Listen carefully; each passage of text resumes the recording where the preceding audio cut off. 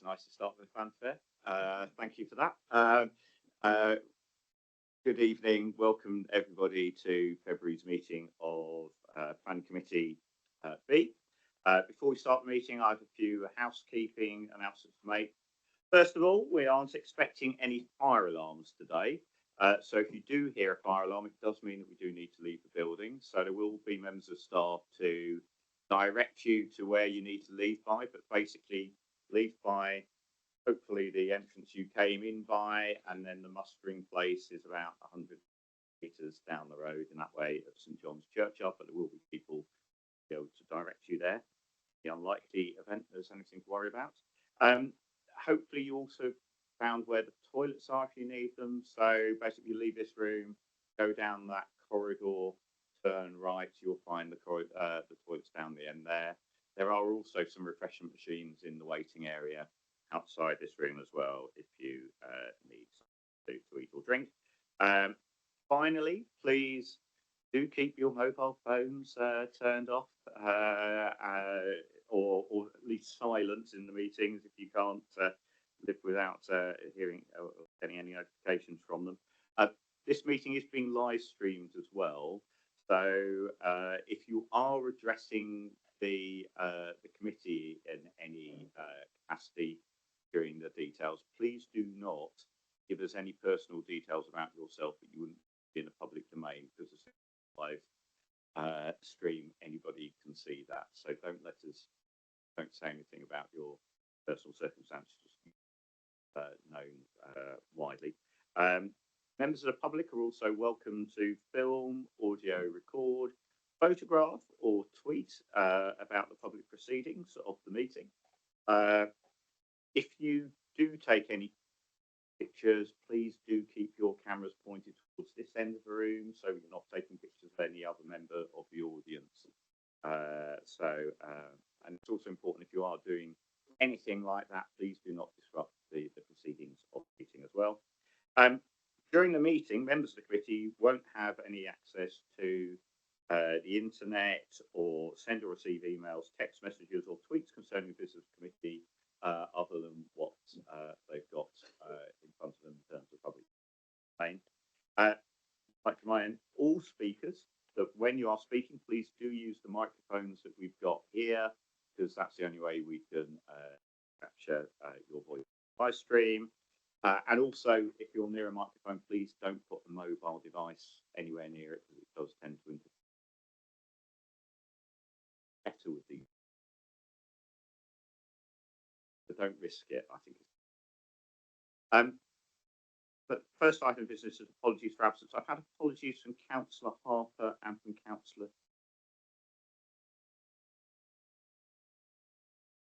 Got one member who's running slightly late, hopefully. Councillor Hartley, if he's able to make it later. We have the confirmation of voting members. So first of all, if members could raise their hands just to indicate that they have a vote. Thank you. And I'm going to ask us all to introduce myself. So first of all, I'm Councillor Richard Livingstone. I'm a councillor for Old Kent Road Ward, and I'm chair of this committee. And I'm going to go to Councillor Soames. Introduce yourself. Good evening, colleagues, ladies and gentlemen. My name is. Hello, I'm Councillor Cuthbertson from Rotherhithe Ward and Vice Chair. Good evening, it's Councillor Michael Shitu from Old Kent Road Ward. And I'm going to ask officers to introduce themselves as well, so we can see who else is here. I'm Colin Wilson. I'm the Assistant Director for Strategic Development. Michael Feeney, Legal Advisor. Greg Weaver, the Constitutional Clerk. Gemma Usher, I'm a team leader in strategics. Richard Eris from the Environmental Protection Team. Dipesh Patel, Head of Strategic Applications. Matt Harris, Transport Team Leader. Richard Craig from the Design and Conservation Team. Thank you. Notification of any other business which the chair deems urgent. So we have had an addendum report, a development management report, and members pack of the slides that we're going to see circulated to us as well. And so just so that you're aware of those items. Disclosure of interest and dispensation. Does any member of the committee wish to disclose any item? Councillor Whittam. Corner is in my ward, but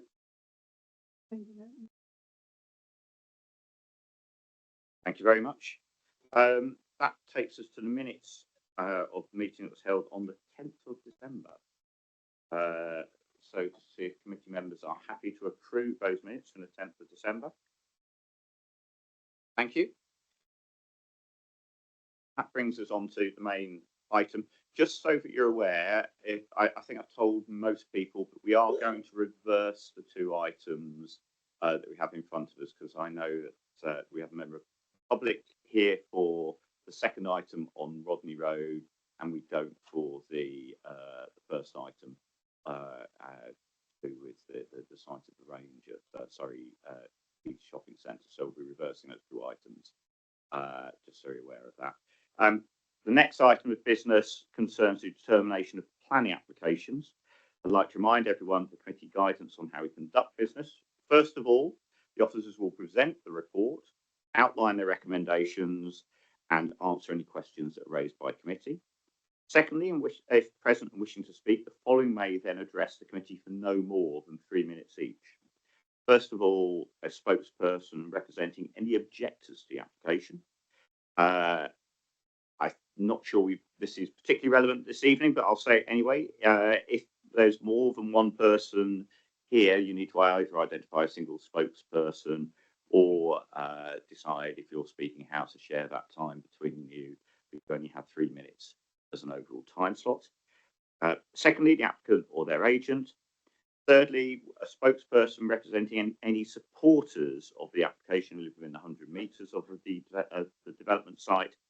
And finally, a ward councillor representing the area affected by the proposal. So ward members speaking and those nominated to speak on behalf of objectors, supporters and the applicants should sit as far forward in this meeting as possible. That's particularly important for the applicants because we may have further questions at a later stage, and so it's helpful for you to be near the front rather than having to climb over lots of people to get to talk. Each speaker should restrict their comments to planning aspects of the proposal and should avoid repeating information which is already in the report. It's important to note that this meeting is not a hearing where the participants present evidence that can then be cross-examined by other participants. At the end of each representation, the committee may ask questions of the presenter.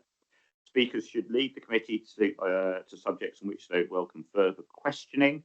I always say this is particularly helpful if you think that the 3 minutes isn't going to be enough to get your points across. If you want to highlight particular points and you would like us to ask you further questions on that, there's the opportunity to do that. After receiving all the submissions, the committee will debate the application and consider the recommendation. However, this is a council committee meeting, which, although it's open to the public, there shouldn't be any interruptions from the audience. Finally, I'd like everyone present to know that although this planning committee comprises members from different political parties, although actually not this evening, but it usually does, we're not politically whipped. Each member makes their decision on the item based on the evidence that's placed before them, what's in the report and planning policies of this council. How we approach these applications set out in the Development Manager Report, item 6. And if members are happy to note that report, we will move forward to considering the planning application. Is that the Thank you, committee. That brings us to item 6.2, which is 98-104 Rodney Road, SC17, and that's set out in pages 59 to 145 of the main agenda pack, and also pages 2 and 4 of the addendum report.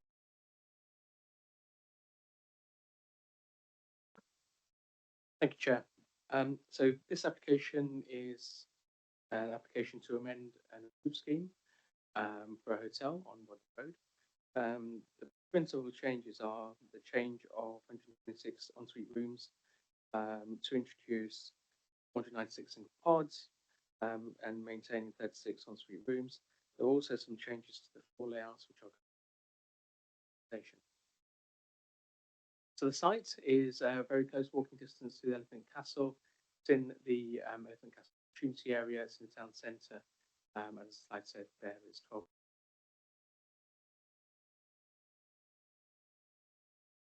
So existing on site, there are 4 commercial units, only 2 of which are currently in operation. That's the shop and the takeaway. The shop, mini marts on site will still be retained, so that's not changed, although it be reduced in area. So this is the approved schemes: 9-storey building with a brick facade, 128 bedroom, 126 bedroom hotel with retail and community floor space. First floor, the intended occupants of that is the Arts Network, who are intending to occupy the scheme. So, as I mentioned, the proposed changes, the main change is the change to the type of accommodation site. So, the operator has changed since members went to planning permission. The 126 the ensuite rooms, that's 6 ensuite rooms, 196 single pods, which would have shared bathrooms. The pod hotel, the concept originated in Japan. The operator has experience of operating similar hotels in Edinburgh and other capital cities. It would also provide a more affordable type of accommodation, but also maintaining the sort of traditional hotel. So on the slide there, we can see the scheme that was consented in 2020 and now proposed scheme. This is a typical floor plan. So on the right at the bottom, you can see that the standard ensuite rooms would be maintained. And above that in pink are the pods. And just to remind you, the pods, this is from the operators, one of their existing hotels. So that would be an example of the scheme. In terms of the ground floor layout, there have been some changes proposed. One of the main changes, well, 2 of them. So one is that a basement level is now not being proposed. So there were 2 basements before. That would save over 220 tons of carbon by not digging that basement. As a result of that, some of the cycle storage then goes to the ground floor, as shown on the image right. As I mentioned before, the retail space would be maintained on the site. It is slightly smaller, and the cafe would also reduce in size. That's partly to accommodate some changes to the core and the firefighting arrangements and the lifts, but also to provide the charity or the community space with their own entrance. As you can see on the image on the left, the entrance was shared with the hotel. This was done. The change was made following further discussions with the charity, with the Arts Network, to provide them a bit more operational control over their space. On the first floor, there would be the introduction of some pod beds, top right, so the slide on the right. The rest of the space would be community floor space. This particular floor and the pods would be for women. The applicants also confirmed that to maintain women's safety, some of the other floors would also have the pod bedrooms only accessible by women. The other major change to the layout is on the top floor, on the 8th floor, where standard bedroom suites are no longer proposed, but a communal space is proposed, so with a gym and an area for guests to sit down, socialise, work as well. As part of the amendments, there's been some proposed changes to the materiality, so the introduction of enamelled ceramic. My colleague Richard Craig is here to answer any questions on the design changes. And as mentioned before, the second basement level would not be built. General changes to the core for fire safety, and some other changes, including a slight increase in height of 3 centimetres. So this slide shows the change in the height, which is very minor. Plants being relocated on the top floor, with some changes to the ground floor entrance to enable that more functional entrance for the charity, but also the two-story base will also be reduced slightly by 20 centimetres. The applicant conducted a public consultation in August and also delivered leaflets for just over 1,200 addresses. Council, for part of the planning notification, put up a site notice, full site notice, a press notice, and wrote to over 804 neighbours. We had 54 comments, 25 in support, 1 neutral, 28 in objection. We have subsequently some more comments since the what was published there in the addendum. So 5 late representations were received, 3 comments in support, talking about the economic benefits that this development would provide. 1 comment was marked as neutral, but actually did talk about some of the benefits and the need for a supermarket. And the objection mentioned the impact that this change could have in terms of disturbance from for nearby residents. Water Society similarly mentioned noise and disturbance and insufficient benefit for local residents and impact on transport. In terms of the changes, this slide just shows those changes there in a tabulated format. So there would be a slight reduction in the cafe of just under 70 square meters. The retail floor space would reduce and the community floor space would reduce as well, and a slight increase in the hotel floor space. The number of jobs expected to be generated through this would remain the same. In terms of accessibility, the applicant has maintained a good number of wheelchair accessible bedrooms as part of this application. They introduced 12 accessible pods, which are shown on the right. They would have side entry for people who do not have full mobility.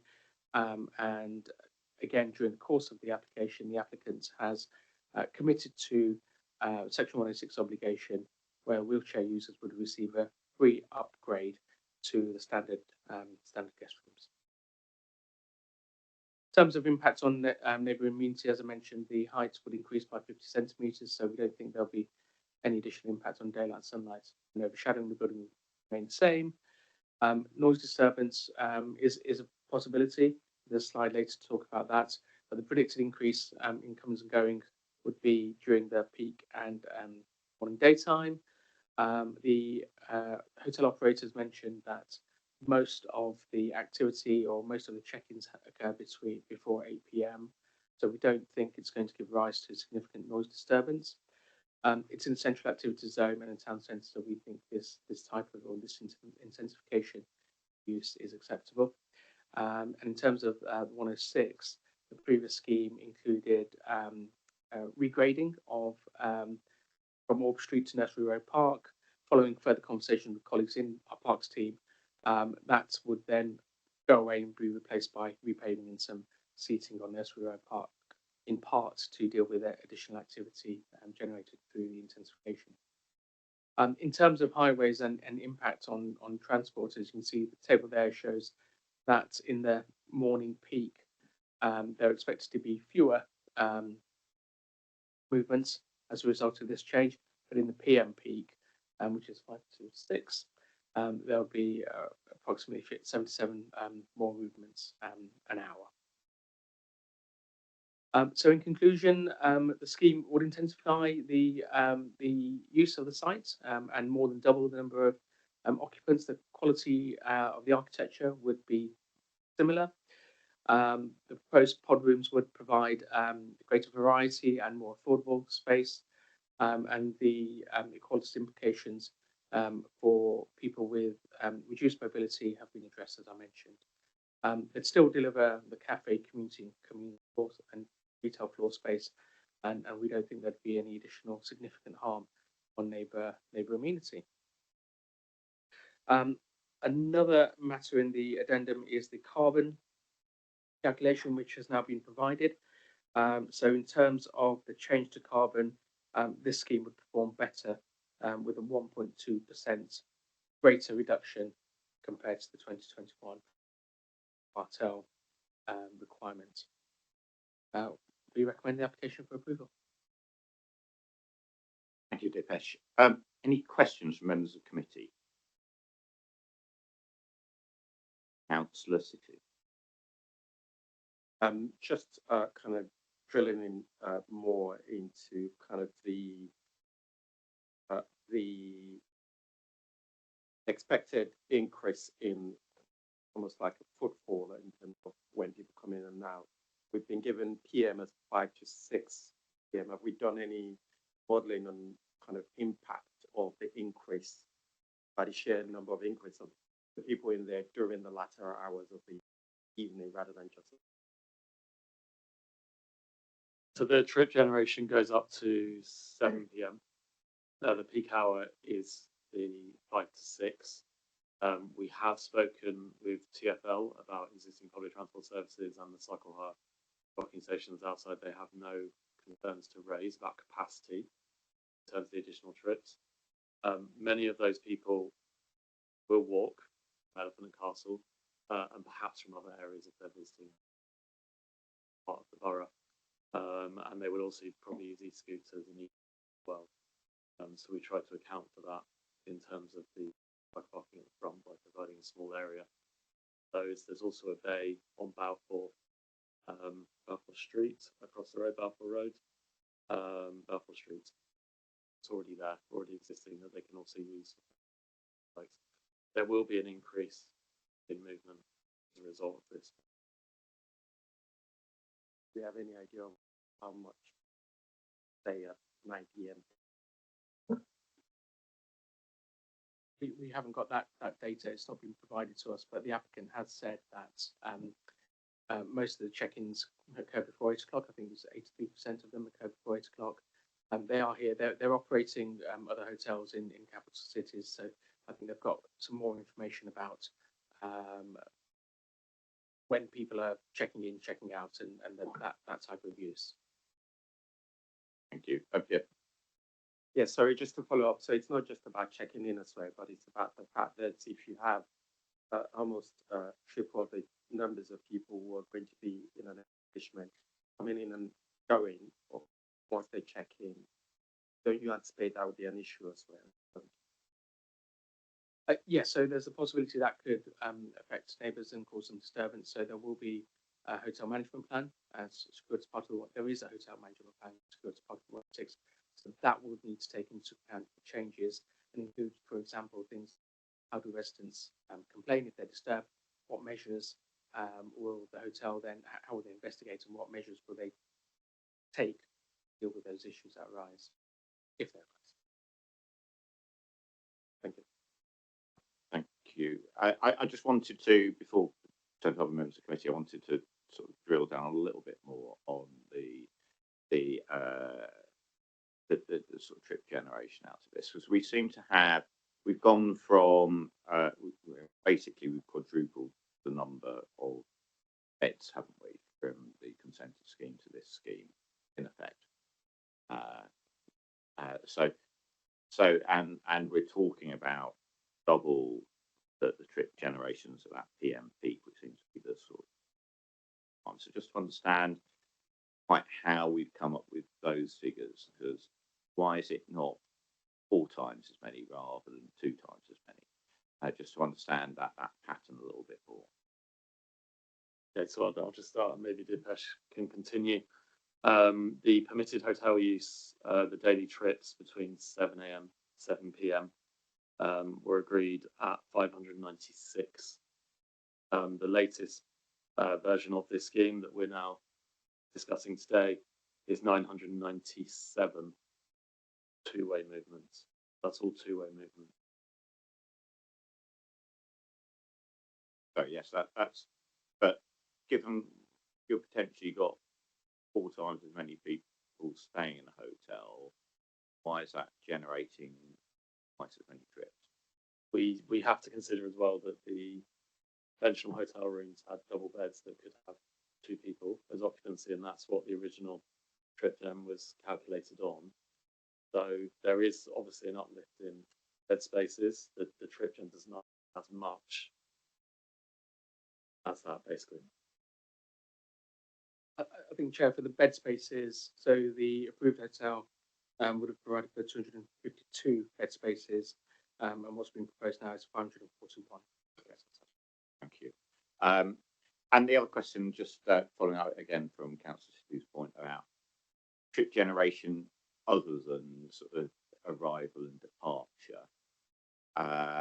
Do we have any information from the sort of similar hotels that we've got in Edinburgh and Dublin that's in terms of people, those sort of movements of people that are staying there? Are they coming in and out more often than people that would have a standard hotel booking? The basis that I'm not quite sure what it's useful to understand a little bit more about the clientele. But I was looking at this and thinking, where would you ever use that? You might use that if you were going out for an evening, you wanted somewhere to come in, dump your bags, go out again for the night, and then come back and crash there because it was a cheap option. That might be more movement, therefore, than if you were coming and staying overnight.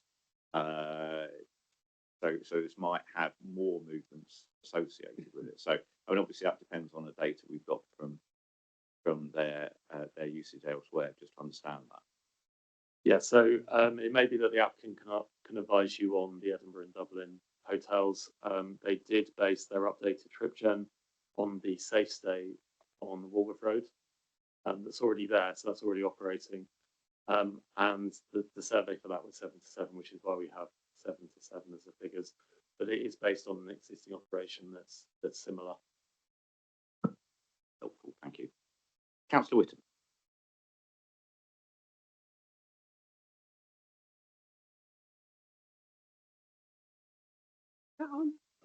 Okay, just going on from that, you've got all these extra people, and yet the communal spaces are not any bigger.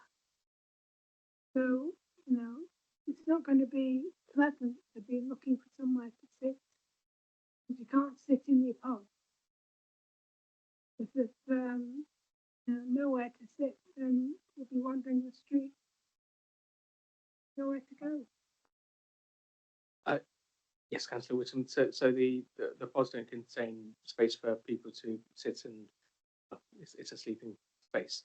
So I think that's why they've introduced onto the top floor the communal lounge that you can see there. So the idea is for that to be that place for for the residents to sit and socialise. And where do they all get their breakfast from? It's not provided on site. That might be a question for the applicant. Councillor Situ, you had a further question. Yes, just following on from Councillor Whittam's question, is the reduction in community space and other amenities is as a result of the reduction in basement level? Is that rather than the kind of bedroom space itself? I've looked at the space kind of difference itself. I just wanted to understand whether the significant difference is a reduction of reducing from 2 basement to 1 basement. I think that's partly it. So the slide here shows the cycle storage on the right. That's been moved up to the ground floor as a result of not having that additional basement. And I think also some reconfiguring of the ground floor has also occurred because of the fire safety requirements for the core. Just a slightly different question in relation to the objections we've received and also kind of the supporters itself. It'll be very useful to hear how you sought to balance. I can see that they're almost equal numbers on both sides, but it'll be very useful to hear from officers' perspective how you've tried to manage those getting feedback from different sections of the community. Yeah, so one of the common themes in the objection was just the intensification and the type of use of budget hotel. So in terms of that, I think having it's in a town centre, so it's a place where activity does happen, where different types of accommodation are under demand, and that's why I think the operator has gone for this type of use.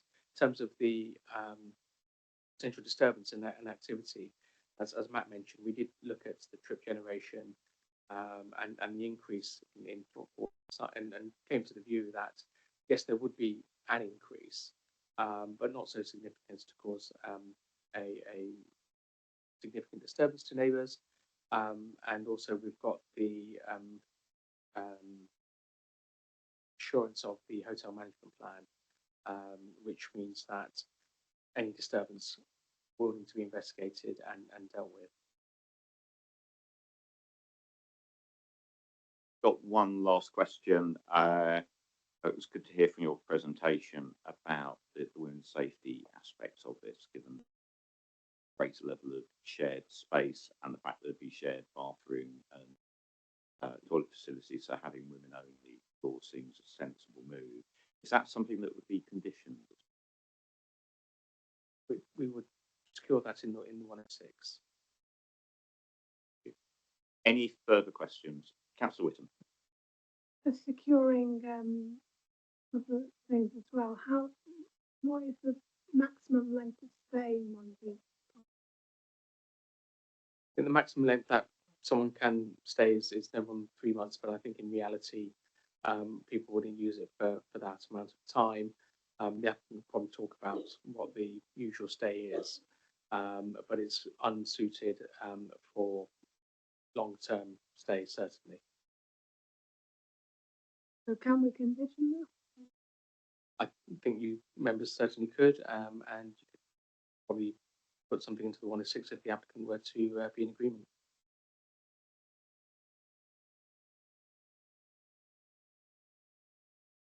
Not seeing any further questions from committee, so we'll move on to representations. So first of all, do we have any objectors present that wishes to speak? Mr. Biddell, would you like to come forward?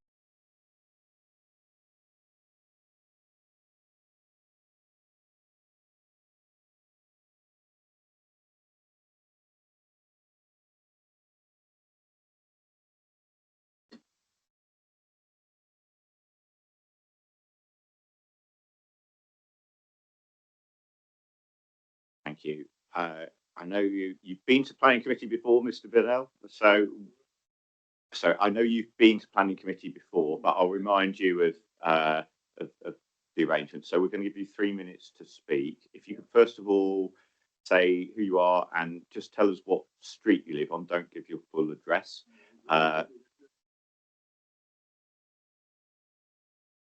right, but anyway, but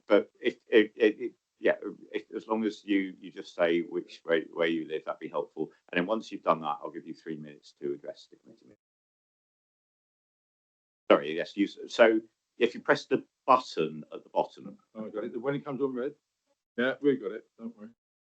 Not that I'm much in technology, but my name is Mr. Biddell, and I live on Brander Street, Newbolt House, which is a stone's throw away from this development through the park. Whether it's within your 100 meters or not, I don't know, but that's where I am. Sorry, just to clarify, yeah, the 100 meters is for people, is a restriction we have for people that are supporting an application. If you're objecting, it doesn't matter how far away you are. Okay, so that's fine. So thank you for clearing that up. Anyway, yeah, that's fine. As I say, you did rule me that I couldn't speak the last time, but I'm here to object to this planning application as such, and I did this on the last application. I think it was either last year. I can only remember one councillor actually sitting there who was actually at that meeting. I'm not objecting to what's happened as well. I can't go back on old ground or anything. What I'm objecting to is basically security around the area, around not only the people who live in the area, but the people who are going to be the clients of this hotel. And as far as I'm concerned, I say I've lived in the area all my life. It can be a bit unsavoury from time to time, and I use that in a mild sense. And it does concern me. I know you're going to come back that we've made this wonderful development, and we've heard the town centre and all that coming forward. But as far as I'm concerned, I'm here to object to the numbers of people that are actually going to use that as clientele as such. Because these people the developer, in my opinion, has become a bit greedy. They've gone, they want to make a little bit more money, all right, they're entrepreneurs or whatever the case may be. Everybody's entitled to make some money. But we thought it may well be a bit up market, but now it's going down market. We've had these type of places before. They might call them pods now. But in the past, we used to have a place called the London Park Hotel at the Elephant. That was called Roughton House before that, where dossers used to just go and put their head down and that. And I hope this isn't going to be that. We've heard from the planning officers over here about the other developments in Edinburgh and places. I don't know Edinburgh too well. I've been, but I don't know Edinburgh. And I'm certain some of these things, if their exercise had been done properly, if they'd have consulted people, they may have the same problems. I'm saying around Rodney Road, there is problems, and there'll always be problems. There is problems at this moment in time with the park, with people lingering around there.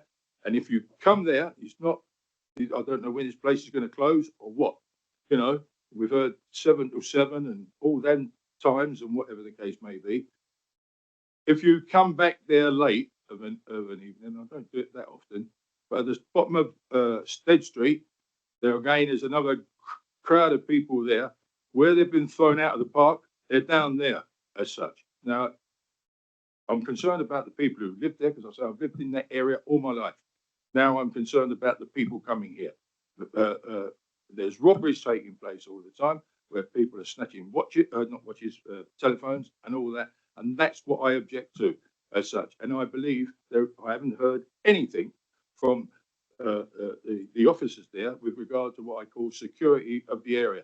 I've heard that they're going to have, excuse me, 2 more minutes or a minute, or even less than a minute. Less than that, because you're bringing if you want to ask some more questions of me, please do it. Yeah. But if you could wind up now, but as far as I'm concerned, we've heard about security officers in the building.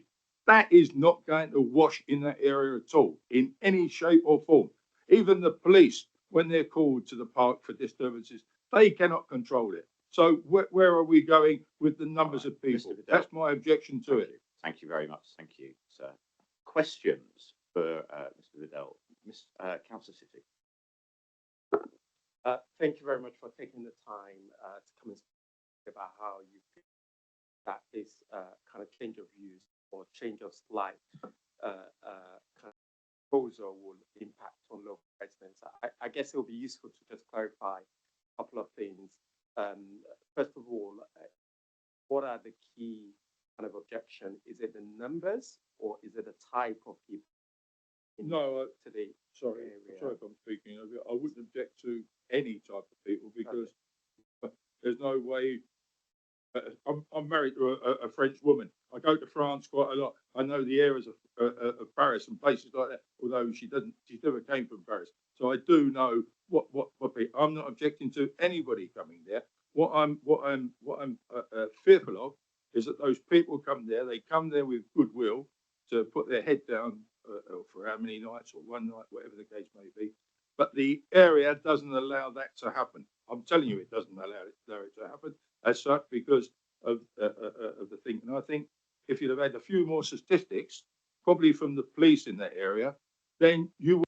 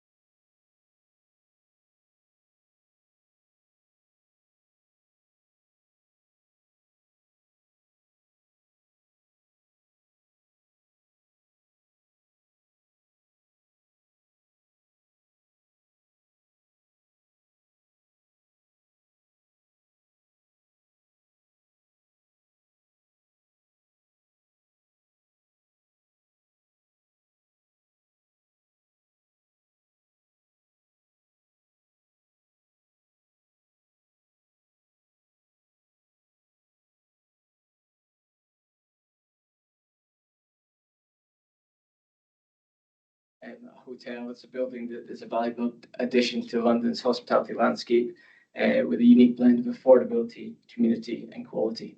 Thank you. Thank you. Just under 3 minutes, so well done. Questions from members of the committee? Councillor City. A number of questions, but I'll start with one, and it may be that my colleagues will come in and then I come back again. Do you appreciate the concerns from the local community about the significant increase of the numbers of people that would now be accommodated in the new proposal you're presenting? Yes, absolutely. Yeah, I understand. Okay.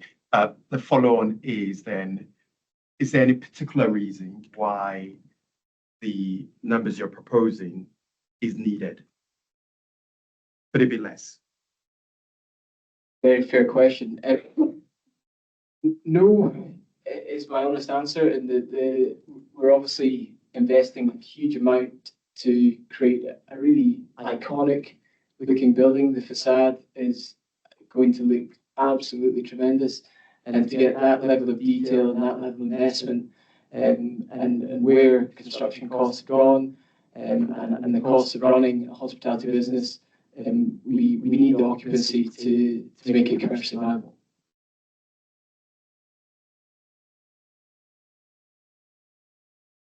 Okay, so just to confirm, you're saying that the numbers are at the level which it needs to be financially viable, and it can't be 1 bed, 10 bed, 15 bed less. Again, fair question.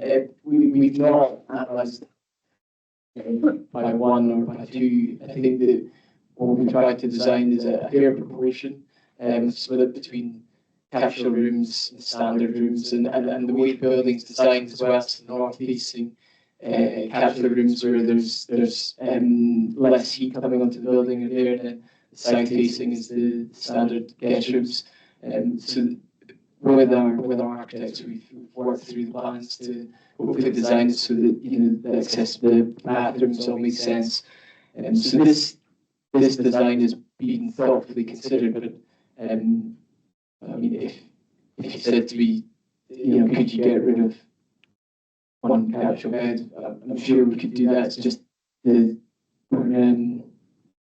really, we've designed it to make it commercially viable, and I think that there's multiple things that come into that calculation. We've reduced it down to 1 basement, but we're putting in MVHR units into every single room, which I don't know of any other building of this niche that we're in that's done that. It's the quality of the airflow, the oxygen, the lack of CO2 is really next level. So we want to provide a really high quality offer, and therefore it comes back to the occupancy as well.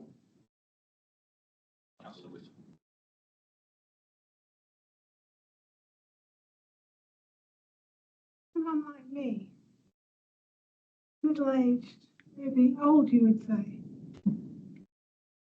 with a fair number of disabilities, doesn't really want to share a bathroom with 8 other strangers. So I'm not your target audience, obviously. But the people that are your target audience may be young, vulnerable, out of their own country for the first time. They're going to struggle with the security that seems not to be being offered to them. There's very little food and drink available on site. So where will they eat and drink? And how will they stay safe? Yeah, to very fair question. So the security one to begin with, I've obviously been to the area a number of times. I've gone to the wine bar across the road. I've gone to the hedge roastery across the road. I've spoken to the owners of both, particularly in the wine bar, because that's obviously more of an evening venue to inquire about security. And certainly nobody told me that there needs to be a higher amount of certified professional security outdoors that was needed. We do run 24-hour reception. We do have our teams are extremely well trained on safety, security, health and safety as well. But we don't, at none of our other venues do we employ professional security bouncers, for example. It's not there. I'm not under the impression that that's required, and certainly from being there in the evening a number of times, it didn't feel unsafe. So that's my short experience. But I understand the point of the objector. He lives in that area, and I don't live in Elephant Castle. The second point was on food and beverage. So yeah, the amenity lounge upstairs is available for guests to take snacks up to. What we find is most people want a takeaway, coffee, pastry. We do three things for breakfast. We do pastries, waffles, porridge, and we just try to stick to doing three things really well. And what we find is most people want to take it and have a sort of grab and go option. Plus, there's the retail unit downstairs, and there's the coffee shop across the road. And then generally the other thing that we want to encourage is that people use the amenity lounge upstairs to meet each other, but a lot of people do use it for co-working, and so having a bar or restaurant up there wasn't really the number one idea. It's something that we can take away and consider if that's who you're worried about. 400 odd people on site. Not enough room for everybody to grab and go. Again, we've run a building which has no on-site food and beverage that is the same, in fact more level of occupants in Edinburgh, and we find that people just head out to get their breakfast, to get their food, and we really do promote sleep. That's our kind of signature. But yeah, we're not running a restaurant upstairs. That wasn't in our. That's not what we envisaged. Particularly if you look at the line, the white line, that's a green roof there. That's not a external balcony. So. Can I ask what resident consultation you've done? Yeah, we did a public consultation and had an evening with everybody could come and ask us questions, and we had all the boards up to talk through the concept.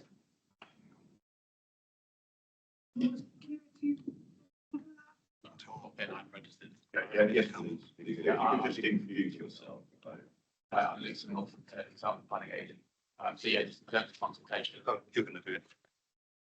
That's fine. So yeah, there was leaflets delivered to over 1,200 addresses, and then a public consultation event in August last year as well. And I think that also follows on from the there was rounds of consultation done for the initial scheme as well, which obviously discussed the sort of principle of the hotel originally and organ massing and things like that. So there's been sort of consecutive rounds of consultation throughout over the years. Yeah,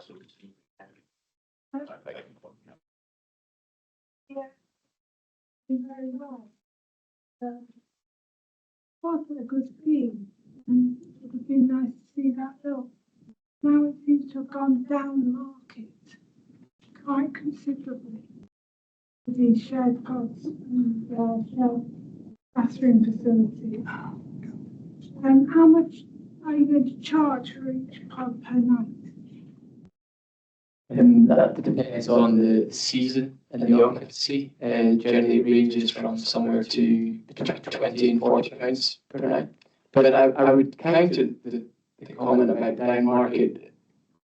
We believe our offer to be premium in terms of the capsule beds. They're built and designed, they're done to the highest level.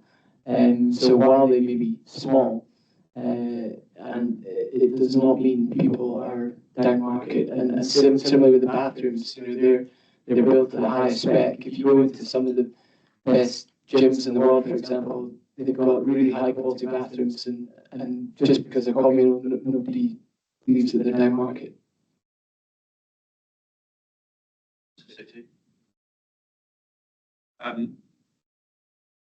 There's obviously some parts of the development which has been called community use, essentially. It'd be really useful to hear more about whether that is truly community use, or you intend for it to be utilized by those outside of the clientele itself. Arts Network is a mental health. We've provided much needed services across South East London for 29 years.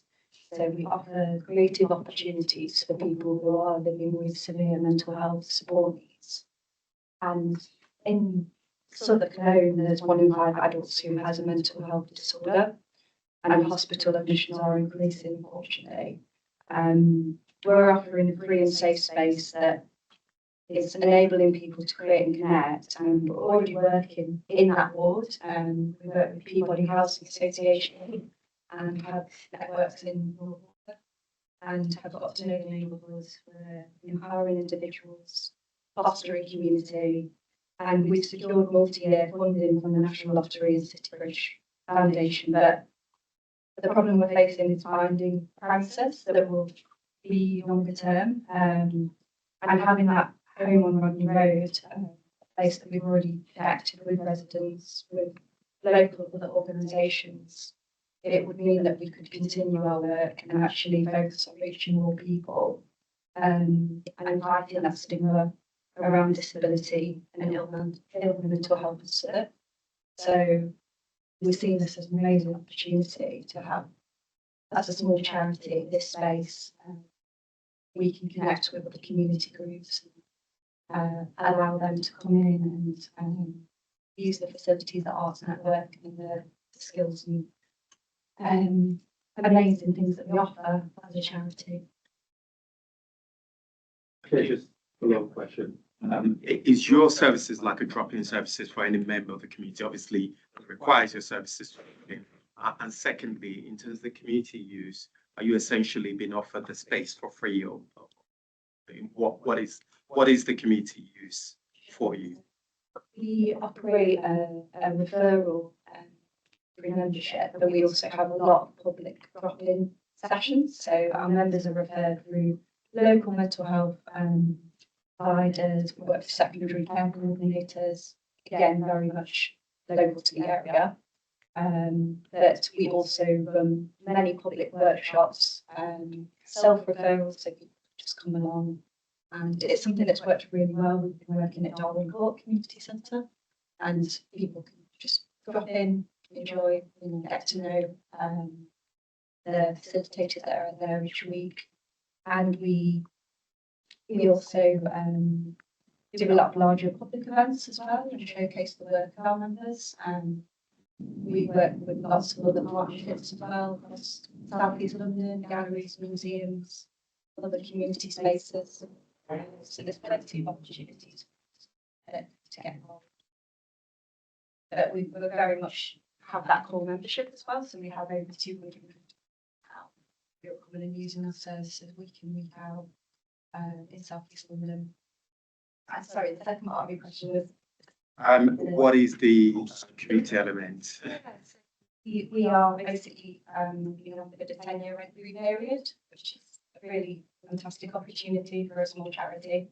There'll be small service charges involved in that, which is quite normal for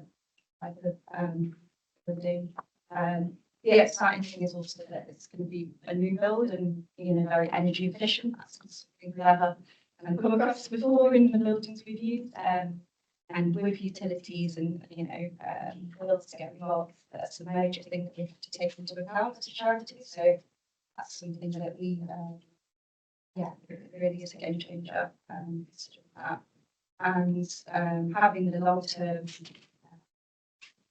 opportunity of 10 years, that's not something that I've never said.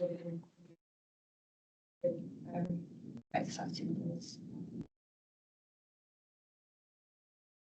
Thank you. Councillor Wisdom. Question number of nights. Yeah. Can condition. Yeah, absolutely. Our average length of stay, again, depending on occupancy, but ranges from 1.5 to 2.5 nights is our average length of stay. So yeah, that'd be fine to condition it. And Can I suggest 15 minutes? Yeah, that's sort of discussion, I think, slightly later, but yes, yeah. Of course, as a proposal. I mean, if it was to have something, let's do it now. That's fair point. So if it was 15 nights, the council of Whitton has just suggested, would that seem reasonable to you?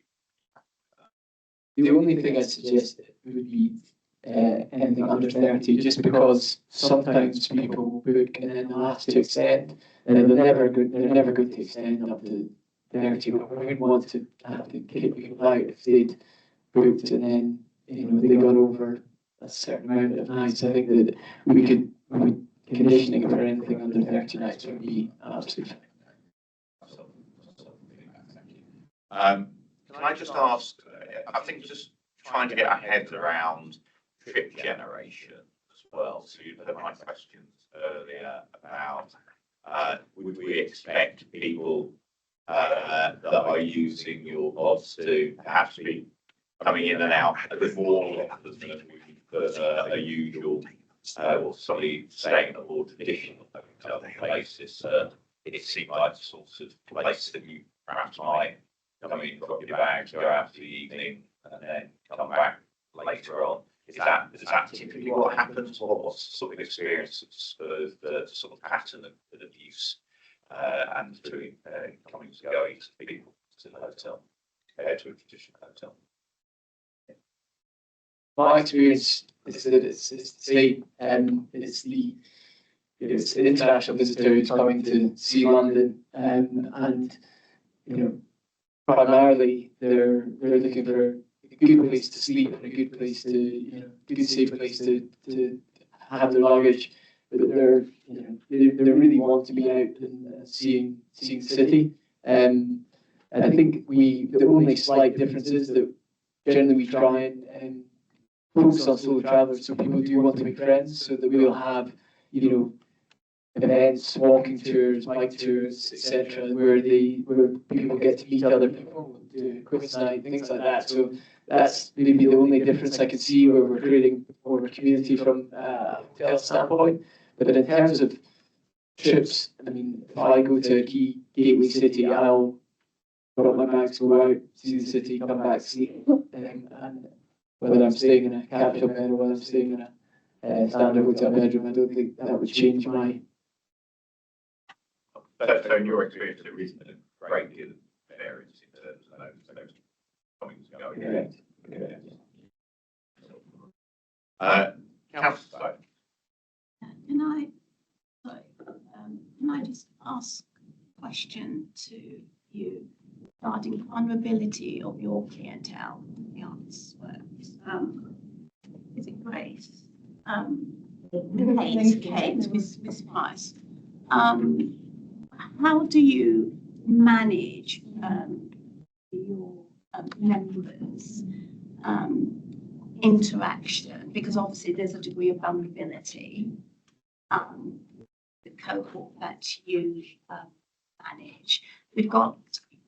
There will be an expectation for you to occupy this hotel space with the numbers that has been proposed.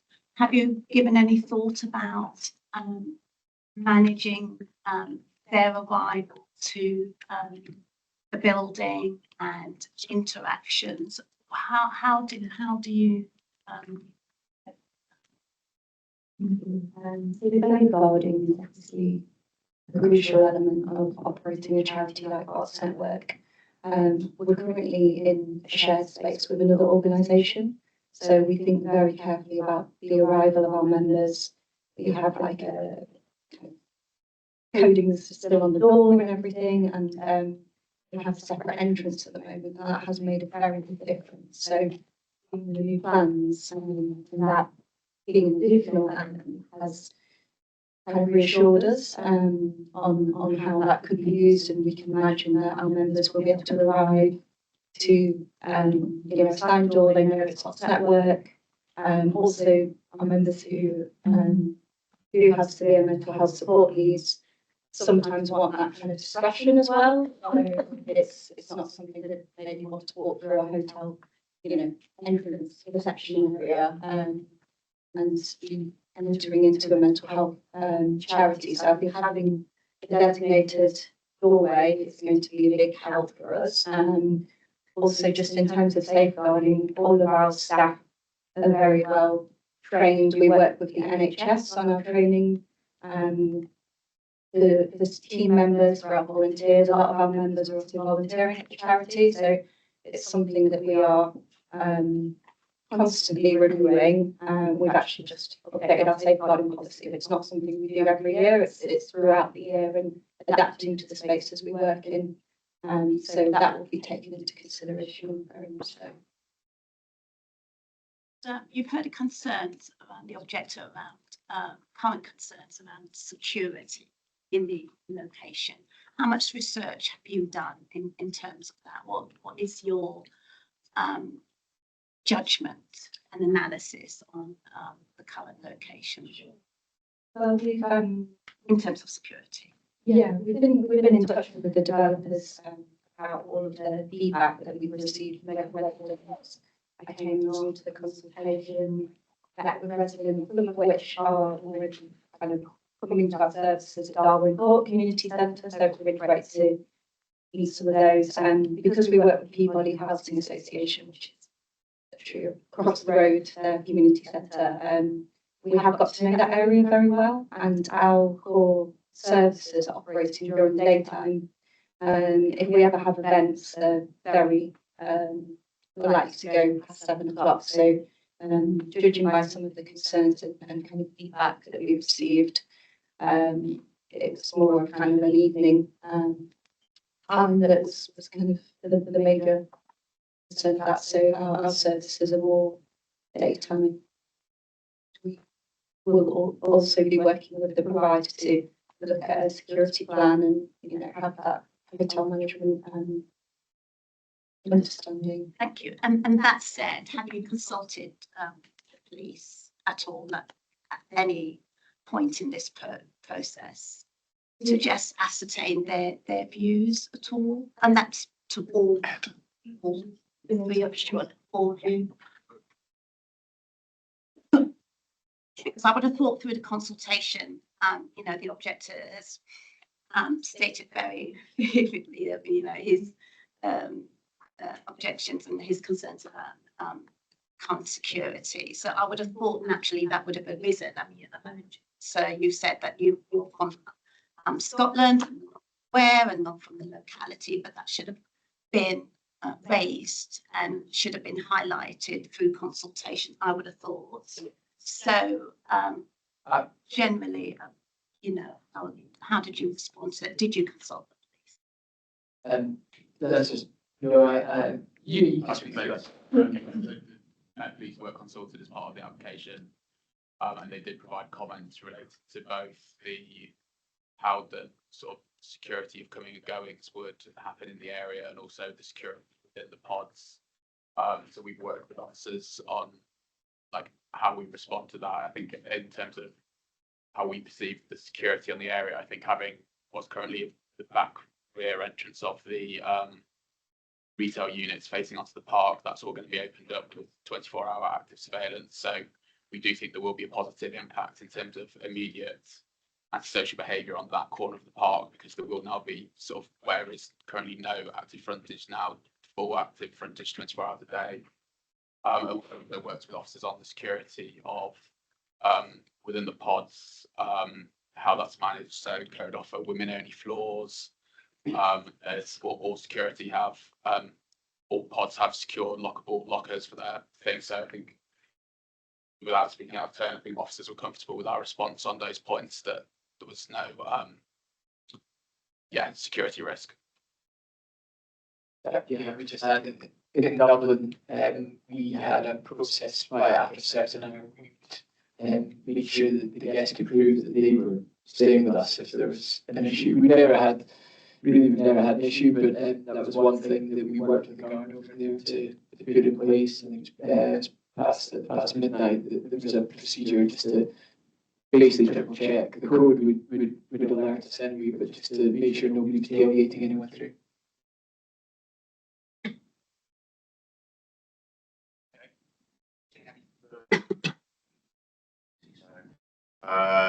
Thank you very much for coming today and talking to us.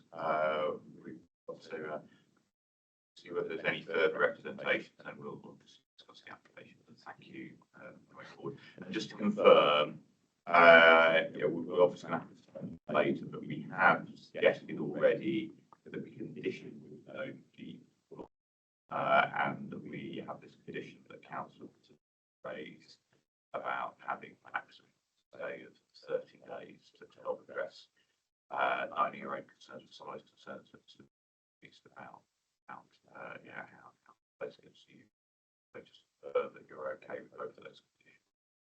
I think the design we could the first floor is definitely no problem. That's the one there being female only. The floors above we can make sure that the cafe rooms are female only. The standard guest rooms are harder because obviously somebody can book it and then bring their husband. I think the important thing is about those spaces that are shared facilities. Yeah, absolutely. Yeah. Thank you. And obviously,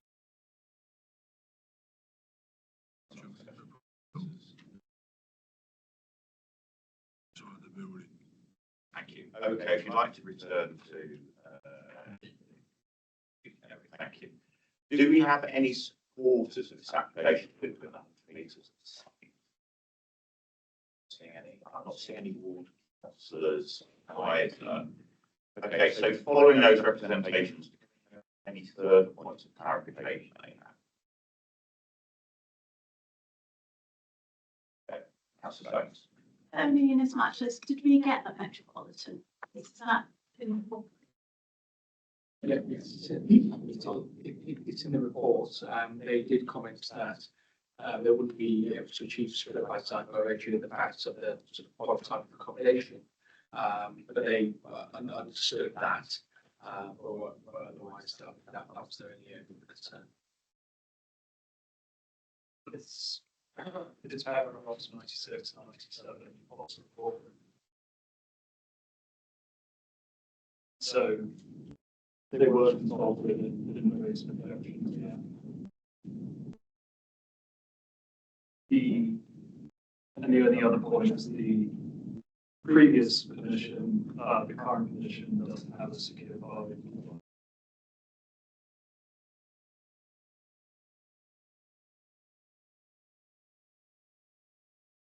Thank you. Any further comments? Does anybody want to give any views on this application at this stage? I'm going to perhaps start. So clearly what we're looking at here is a variation to an application already been approved for a hotel. So the usage has already been determined, and most this is a slightly taller building, but only by about 0.7 metres, so not much that's going to have any impact in terms of massing daylight or sunlight impact. So we need to think about carefully about the changes that are here and whether those changes are permissible. I mean, obviously it's a new model of hotel that I think all of us are uncertain about to some extent. We haven't seen it in operation. Here is pretty much the first in London, albeit I understand that there's a comparison that was made to the place elsewhere involved in terms of some of those issues.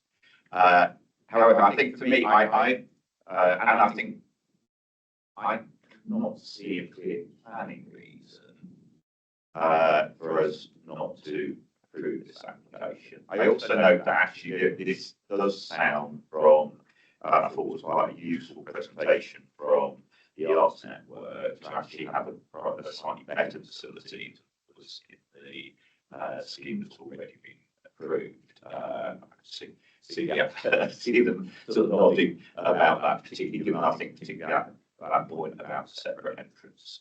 I think is so. Certainly, I'm minded to approve with those additional conditions that we discussed with applicant. Councillor Whitton.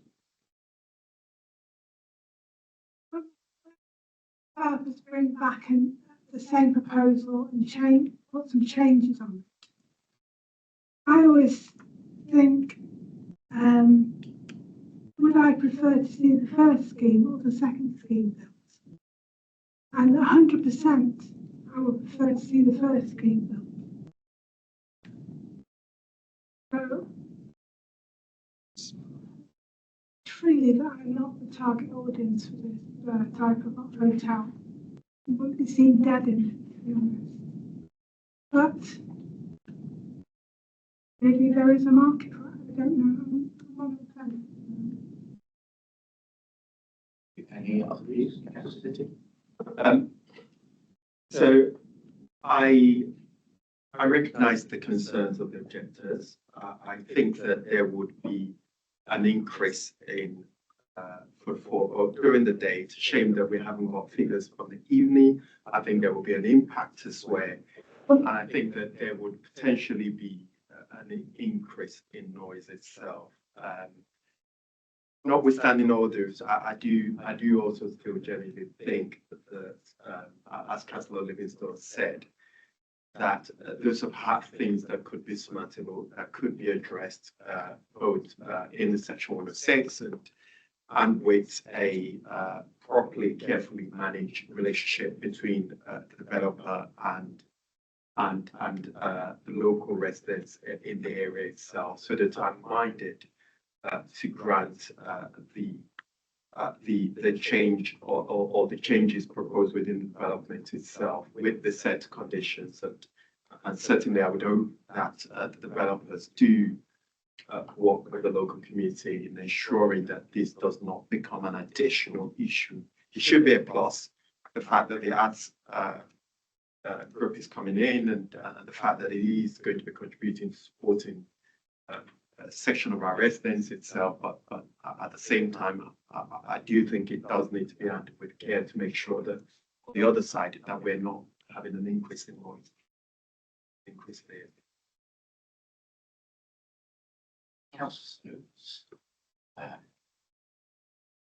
Any comments at this stage?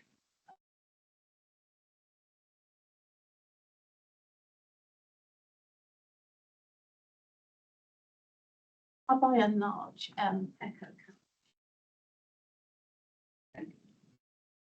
Thank you. Okay, I'm going to move to a resolution then. I'd like to move we adopt the officer's recommendations set out in paragraphs 1 and 2 of the report on page 62 of the main agenda pack.